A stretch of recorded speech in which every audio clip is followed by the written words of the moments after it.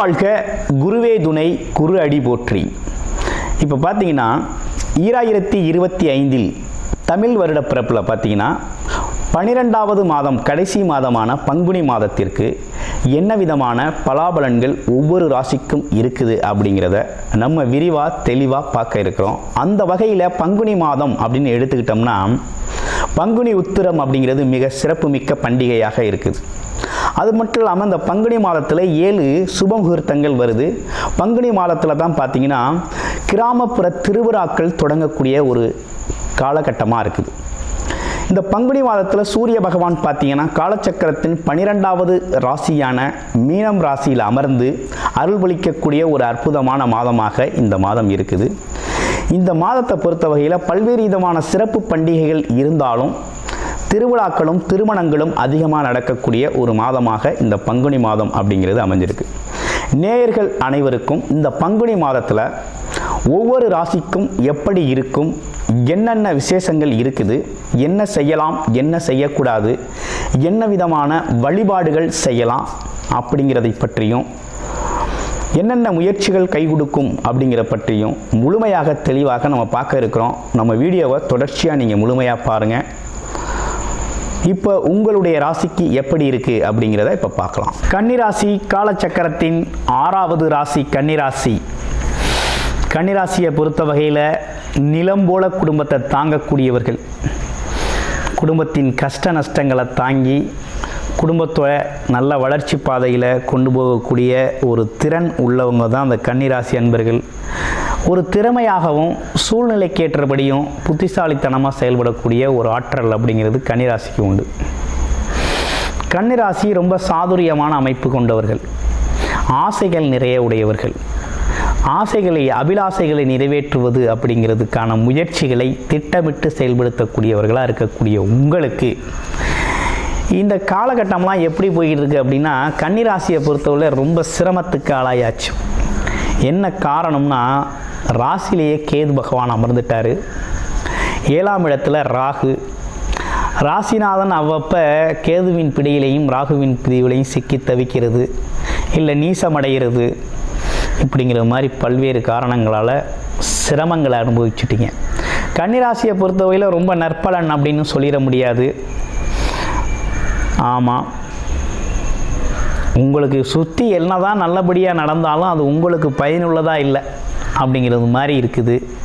அப்போ கன்னிராசியை பொறுத்தவரையில் கஷ்டங்கள், உறவுகளில் கொஞ்சம் கஷ்டம், மன கஷ்டங்கள், பண கஷ்டம், வருமானத்தில் சரியான வருமானம் இல்லை, வேலை இல்லை, தொழில் வியாபாரத்தில் ஒரு செழிப்பம் இல்லை அப்படிங்கிற மாதிரி நிறைய விஷயங்கள் நம்ம வாழ்க்கையில் மன உளைச்சலோடு ஓடிக்கிட்டு இருக்குது. ஒரு மனசில் இனம் புரியாத கவலையும் விரக்தியும் போய்கிட்டு இருக்குது. இதெல்லாம் என்னென்னு எடுத்துக்கிறது அப்படின்னு பார்த்தோம்னா இப்போ கன்னிராசியை பொறுத்தவரை நிறைய ஜாதகங்களை நமக்கு அனுப்பி பார்த்துருக்கீங்க. அந்த வகையில் பார்த்தோம்னா எதனால் இப்படி சொல்கிறோம்னா அந்த ஜாதகம் உங்களோட கன்னிராசியை பொறுத்த வகையில் இந்த மாதிரி சூழ்நிலைகள் அப்படிங்கிறது நிறைய பேர் அகப்பட்டிருக்கீங்க. அது மட்டும் இல்லாமல் உங்களுக்கு பாக்யாதிபதினு சொல்லக்கூடிய சனி பகவான், அதாவது யோகக்காரகராகவே இருக்கக்கூடிய சனியும் 6ஆம் இடத்துக்கு போயிட்டார். ஸோ பல்வேறு காரணங்கள் இருந்தாலும் இந்த கன்னிராசிக்கு இனிமே எப்படி இருக்க போகுது அப்படிங்கிறத இந்த பங்குனி மாதத்தில் எப்படி இருக்க போகுதுங்கிறத பார்க்குறோம். இந்த பங்குனி மாதம் அப்படின்னு எடுத்துக்கிட்டோம்னா எப்படி இருக்குது அப்படின்னா ராசிநாதன் 7ஆம் இடத்துல போய் மறைஞ்சிட்டார், நீசமடைஞ்சிட்டார். நீசமடைஞ்சாலே என்ன காரணம், ஒன்றும் பெரிய பலன்களை நம்ம எதிர்பார்க்க முடியாது. பங்குனி மாதம் நமக்கு பெருசாக எதையும் எதிர்பார்த்துட முடியாது. இருக்கிறத செலவு பண்ணிக்கிட்டு சந்தோஷமாக மகிழ்ச்சியாக இருக்கிறது அப்படிங்கிறது ரொம்ப நல்லது. எந்த ஒரு சிக்கல்லையும் பிக்கல்லையும் மாட்டாமல் உடம்பு ஆரோக்கியத்தை மெயின்டைன் பண்ணிக்கிட்டு மன ஆரோக்கியத்தையும் மெயின்டைன் பண்ணிக்கிட்டு இந்த காலத்தை கடத்துறது தான் நல்லது. ஏற்கனவே கேது பகவான் அங்கே இருந்து மன உளைச்சலை கொடுப்பாரு, விரக்தி நிலையை கொடுப்பாரு, தடை தாமதத்தை கொடுப்பாரு. இன்னொரு பக்கம் ராசிநாதனும் நீசமடைஞ்சிட்டதுனால ஏதோ உலகமே அழிஞ்சது மாதிரி ஒரு ஃபீலிங் வரும். எல்லாம் இருந்தும் இல்லாத மாதிரி ஒரு நினப்பு இருக்கும். இந்த நினப்பெல்லாம் கொஞ்சம் தற்காலிகமானது தான். அது ராகுவோட சுக்கிரனோட சேர்ந்துருக்கிறதுனால என்ன நடக்குது அப்படின்னா, கொஞ்சம் இவ்வளவு பிரச்சனை சிக்கல் இருந்தாலும் இந்த கூட்டு தொழில், நண்பர்கள், உறவுகள் சம்மந்தப்பட்ட விஷயத்துலேருந்து கொஞ்சம் உதவிகள் கிடைக்குங்க. ஆமாம், உதவிகள் கிடைக்கும். மனைவி மூலமாக கொஞ்சம் வருமானம், கணவர்னா மனைவி, மனைவினா கணவர் மூலமாக கொஞ்சம் வருமானமும், கொஞ்சம் வெளியூர் வெளிநாடு பயணங்கள் அல்லது சுற்றுலாக்கள், கோவில் திருவிழாக்கள், கோவில் சார்ந்த விஷயங்கள், சுபகாரிய நிகழ்ச்சிகள் கலந்துக்கிறது, இப்படிப்பட்ட விஷயங்கள்லாம் உங்களுக்கு ஒரு ஆறுதலாக காட்சி தரும் இந்த மாதம் கன்னி ராசிக்கு அமைஞ்சிருக்கு. கன்னி ராசியை பொறுத்த வகையில் கூட்டு தொழில் செய்யலாமா, வாய்ப்பு இருக்கா அப்படின்னா பேசி வச்சுக்கலாம், அவசரப்பட வேண்டாம். அடுத்து பாருங்கள், பாக்யாதிபதி 6ஆம் இடத்துல. வேலை எங்கேயாவது நீங்கள் உங்களோட முயற்சிக்கேற்ற வேலை அப்படிங்கிறது உறுதியாக உண்டு. வேலை சம்மந்தப்பட்டு முயற்சி செய்கிறவங்களுக்கெல்லாம் கண்டிப்பாக வேலை கிடச்சிரும். வேலையில் ஒன்றும் பிரச்சனை இல்லை, வேலை கிடைக்கிறதோ செய்கிறதோ பிரச்சனை இல்லை. இதில் என்னென்னா, நண்பர்கள் உறவுகளில் கொஞ்சம் கவனமாக இருக்கணும், அவசரப்படக்கூடாது, பொறுமையும் நிதானத்தையும் கடைபிடிக்கணும். அப்படிங்கிற மாதிரி உங்களோட இந்த காலகட்டம் அப்படிங்கிறது அமைஞ்சிருக்குது. கிட்டத்தட்ட ஓகே தான். 9ஆம் இடத்துல இருக்க குரு ராசியை பார்க்குறாரு. 9இல் குரு இருந்து ராசியை பார்க்குறாரு அப்படின்னாலே எவ்வளவு பிரச்சனை இருந்தாலும் நம்மளால் சமாளிக்க முடியும், எவ்வளவு சிக்கல்கள் இருந்தாலும் நம்மளால் சமாளிக்க முடியும். குலதெய்வம் நேரடியாக நமக்கு உதவி செய்கிறது மாதிரி தான், தெய்வமே துணைக்கி நிற்கிறது மாதிரி தான், வழிகாட்டுறது மாதிரி தான் இந்த பார்வை அப்படிங்கிறது. அப்போ நிறைய பிரச்சனைகள் இருக்குது, சிக்கல்கள் இருக்குது. நம்ம செஞ்ச தர்ம காரிய புண்ணிய காரியங்களால் நமக்கு குரு வழிகாட்டுதல், தெய்வ வழிகாட்டுதல் அப்படிங்கிற ஒரு விஷயம் நமக்கு அமைஞ்சிருக்குது. அதனால் நம்ம வாழ்க்கை பயணம் அப்படிங்கிறது ரொம்ப சிறப்பாக போகும்.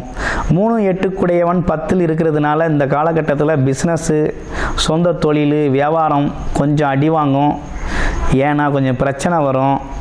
எதிர்பாராத வகையில் பார்த்திங்கன்னா கொஞ்சம் மன கஷ்டங்கள் வரக்கூடிய அமைப்பு இருக்குது. அதனால் கொஞ்சம் பெரிய முதலீடுகள் இந்த கடத்தில் தொழில் சம்மந்தப்பட்டு இறங்கிட வேண்டாம். அதே நேரத்தில் யாரையும் நம்பி ஒரு புது முதலீடெலாம் செய்ய வேண்டாம். ஆமாம், மன உளைச்சல் தரும் காரியங்களை செய்ய வேண்டாம், கடன் கொடுக்க வேண்டாம், வாங்க வேண்டாம் அப்படிங்கிற ஒரு விஷயம்லாம் நல்லா இருக்குது. எந்த ஒரு பொருளையுமே கொடுக்கல் வாங்கலில் கவனம் எடுத்துக்கங்க அப்படிங்கிற மாதிரி இருக்குது.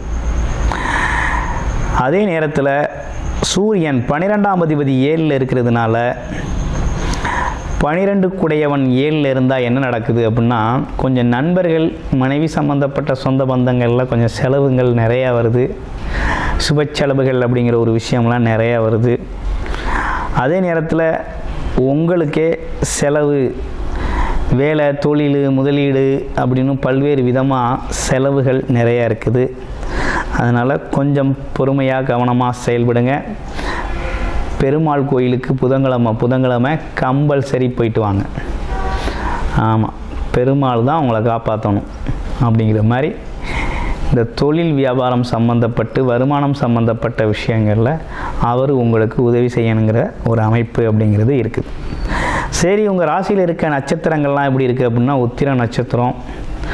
உத்திர நட்சத்திரம் அப்படிங்கிறது சாஸ்திர ஞானம் இருக்குது, கல்வி, கேள்வி, ஞானம், அறிவு எல்லாமே ரொம்ப சிறப்பாக இருக்குது. அரசியல் ஞானம் இருக்குது, அதிகார தோரணை உடையவர்கள், மதிப்பு மரியாதையை எதிர்பார்க்கக்கூடியவர்கள். ஆமாம், கூடுமான வரையும் மற்றவங்களுக்கு உதவி செய்யக்கூடியவங்களாக இருக்கிறீங்க. உங்களுக்கு இந்த காலகட்டத்தில் என்னென்னா கொஞ்சம் விரைய செலவுகளுக்கு வெளிநாடு, வெளியூர் பயணம் சார்ந்த விஷயங்களை பயன்படுத்திக்கலாம். போட்டி தேர்வுகளில் கொஞ்சம் உங்களுக்கான வாய்ப்புகள் நிறைய இருக்குது படிக்கிற குழந்தைகளுக்கு. ஆமாம், அரசு காரியங்கள் கொஞ்சம் தடை தாமதத்தோடு நிறைவேறக்கூடிய ஒரு அமைப்பு இருக்குது. அடுத்து அஸ்தம் நட்சத்திரம். அஸ்தம் நட்சத்திரம்னா சொல்ல வேண்டியதில்லை, அன்பு பரிமாறக்கூடியவர்கள், சமாதான தூதுவர்கள். அப்படின்னா என்னென்னா, ஒரு 2 பேருக்குள்ள சண்டையோ மனஸ்தாபமோ வருத்தமோ இருக்குன்னா 2 பேரையும் பேசி சரி பண்ணி 2 பேரையும் ஒன்று சேர்க்கறது அப்படிங்கிறது தான் அந்த ஒரு அமைப்பு கொண்டவர்கள் அஸ்த நட்சத்திரங்காரங்களுக்குன்னே உண்ட சிறப்பு. ஏன்னா உலகத்துலேயும் சரி, நாட்டிலையும் சரி, வீட்டிலையும் சரி, குடும்பத்துலேயும் சரி, யார் 2 பேரை இணைச்சி மனஸ்தாபம் உள்ளவங்களை சரி செய்கிறாங்களோ அவங்களாம் அஸ்த நட்சத்திரத்தில் பிறந்தவங்களுக்கு தான் அந்த மாதிரி ஒரு எண்ணமே நிறைய வரும். ஆமாம், ரெண்டு டீமை ஒன்றா சேர்க்குறது, கணவன் மனைவி பிரச்சனையை சரி செய்கிறது, ஆமாம், நாட்டு பிரச்சனையை சரி பண்ணுறது, செல்ல பிரச்சனையை தீர்க்கிறது, இப்படிப்பட்ட விஷயங்கள்லாம் இவங்களுக்கு வந்து ரொம்ப இலகுவாக கையாளக்கூடிய ஒரு திறன் அப்படிங்கிறது ரொம்ப நல்லதாக உண்டு. அன்பை செலுத்தக்கூடியவர், அரவணைப்பாக பேசக்கூடியவர்கள், ஆமாம், எந்த இடத்துலையும் சுயமரியாதையை விட்டு கொடுக்காம நல்லது திட்டத்தை சீர்தூக்கி பேசும் வாய்ப்பு அப்படிங்கிறது உண்டு.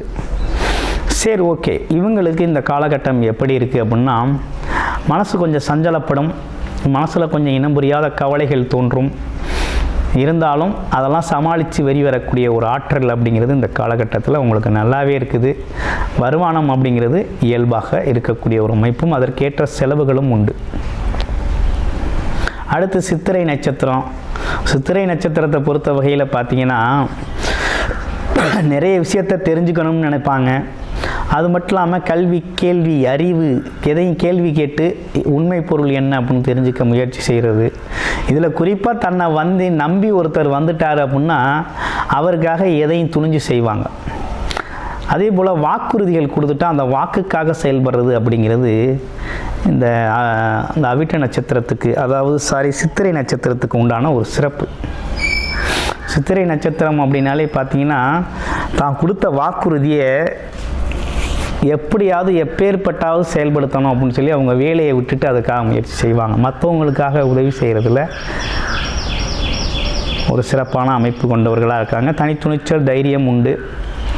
இவங்களுக்கு இந்த காலகட்டம் எப்படி இருக்குது அப்படின்னா, தொழில், வேலை சம்பந்தப்பட்ட விஷயங்களில் கொஞ்சம் கவனம் எடுத்துக்கணும். புது முதலீடுகள், புது விஷயங்கள் செய்யணும்னா ஆலோசனைப்படி செய்கிறது ரொம்ப நல்லது. அவசரப்படாமல் ஆலோசனை பெற்று செய்வது ரொம்ப நல்லது. வழிபாடு அப்படின்னு எடுத்துக்கிட்டோம்னா பெருமாள் கோவில் வழிபாடு செய்யுங்க. ஸ்ரீ முருகன் வழிபாடு செவ்வாய்க்கிழமைகளில் செஞ்சுக்கங்க. பெருமாள் கோயில் வழிபாடு அப்படிங்கிறது சனிக்கிழமைகளில் செய்யுங்க. வாழ்க்கை வளமாகும். நன்றி, வணக்கம், வாழ்த்துக்கள்.